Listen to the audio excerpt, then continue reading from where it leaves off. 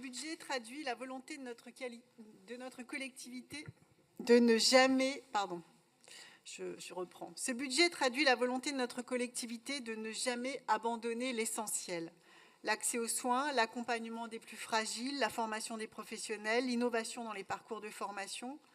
Pour ce qui relève de notre responsabilité en matière de formation paramédicale, nous n'avons pas voulu reproduire ce qui avait été la règle pour la formation des médecins avec le numerus clausus, et nous avons décidé d'augmenter le nombre de masseurs kinés formés, nous avons décidé d'augmenter le nombre d'infirmiers et d'infirmières formés dans nos IFSI, d'aides-soignantes pour nos hôpitaux et nos EHPAD, parce que nous estimons que former davantage et former en proximité, c'est le meilleur moyen pour favoriser l'installation de jeunes professionnels dans nos territoires. C'est ce qui nous a conduit à investir massivement dans l'immobilier de nos instituts de formation, et ce budget en témoigne, avec des projets dans les 6 départements et la livraison en 2026 des IFSI de Blois, Châteauroux et Amilly. Seulement, nous avons construit ce budget sous contrainte et en pleine incertitude sur les moyens versés par l'État sur de nombreux sujets.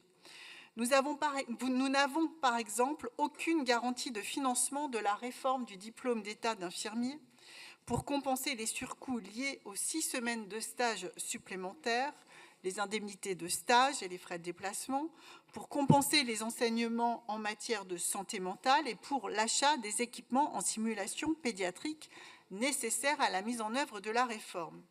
Nous n'avons pas non plus d'engagement de l'État sur le financement des pertes de recettes induites par la perception des droits d'inscription par l'université et qui aura inévitablement un impact financier sur nos instituts de formation qui, par ailleurs, vont quand même continuer de faire le travail et d'assurer les mêmes charges de gestion administrative des dossiers sans plus en recevoir les recettes. Or, pour que cette réforme puisse se faire dans de bonnes conditions et que l'universitarisation n'affaiblisse pas les conditions d'accueil des étudiants et des étudiantes et la qualité de la formation, la garantie des financements nécessaires est essentielle. Des incertitudes qui s'ajoutent à la baisse du montant des compensations prévues au protocole Ségur pour accompagner l'augmentation des quotas, moins 2,5 millions en 2025. Pour 2026, l'amendement au PLFSS proposé par Région de France visant au respect de l'engagement de l'État et à la réintégration des crédits du protocole au budget de l'État a été pris en compte. Nous serons vigilants sur la question du niveau et de la pérennité de ces financements parce que nous avons besoin de réamorcer l'augmentation des quotas, notamment pour accompagner la livraison des projets immobiliers. Il y aurait sinon un décalage entre les besoins nécessaires à la population, à notre système de santé, à nos hôpitaux et la réalité des moyens qui seraient mis par l'État. Je vous remercie.